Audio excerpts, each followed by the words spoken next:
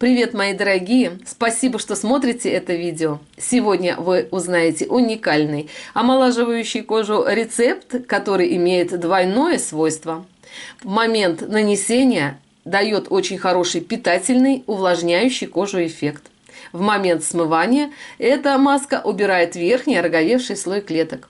Это экспресс-маска, которая эффективно ухаживает за возрастной стареющей кожей.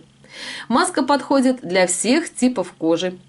Маску также можно делать в сауне или в бане.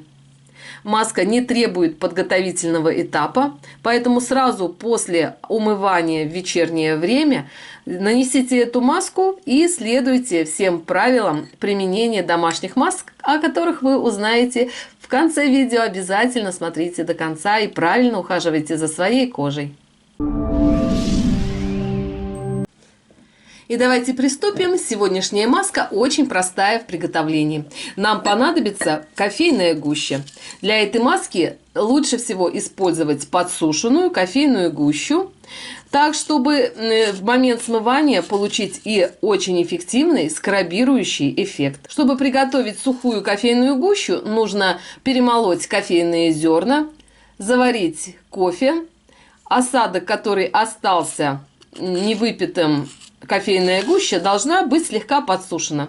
Просто выложите на открытый воздух, не закрывая. И в течение нескольких часов кофейная гуща подсохнет и будет уже готова для сегодняшней маски. Я рекомендую заранее приготовить небольшое количество спитого кофе, так, чтобы в домашних условиях регулярно делать домашние маски на основе кофейной гущи.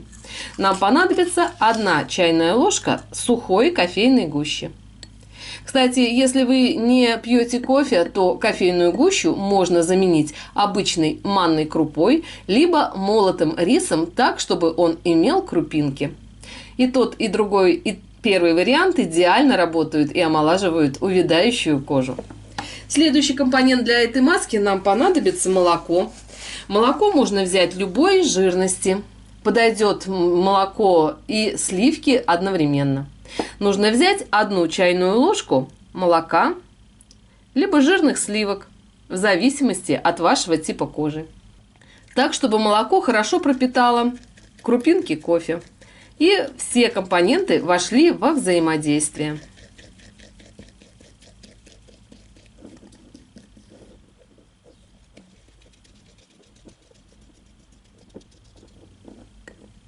Следующий компонент для этой маски нам понадобится крахмал.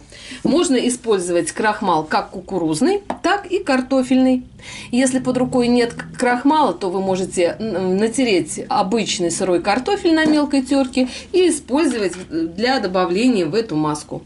Крахмал хорошо уплотняет кожу. Использование крахмала в домашних масках дает очень хороший омолаживающий эффект. Возьмите также 1 чайную ложку обычного крахмала.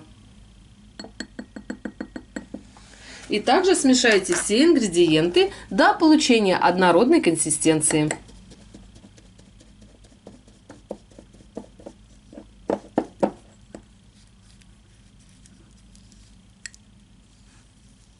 Тщательно взбивайте их так, чтобы получилась однородная масса. В момент приготовления домашних масок не торопитесь и тщательно смешивайте все компоненты. От этого будет зависеть качество маски и тот эффект, который она окажет на вашу кожу.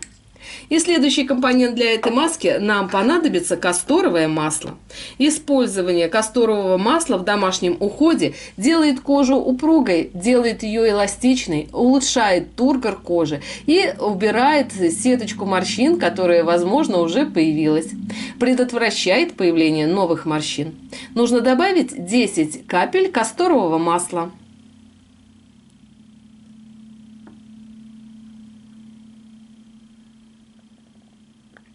И также тщательно смешайте все компоненты.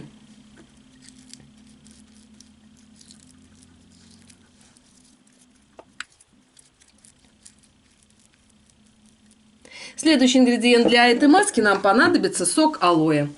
Сок алоэ можно заменить соком огурца или соком капусты. Это дает очень хороший увлажняющий кожу эффект. Сок алоэ или алоэ вера удерживает влагу в эпидермисе кожи, также хорошо убирает шелушение и подготавливает кожу к нанесению декоративной косметики. Нужно взять также 1 чайную ложку сока алоэ. Кстати, для этой маски можно использовать и гель алоэ или алоэ вера. Возьмите гель алоэ или алоэ вера, разведите небольшим количеством воды так, чтобы консистенция была слегка жидковатая. И также добавляйте в домашние маски. Это будет давать очень хороший, омолаживающий, увлажняющий кожу эффект.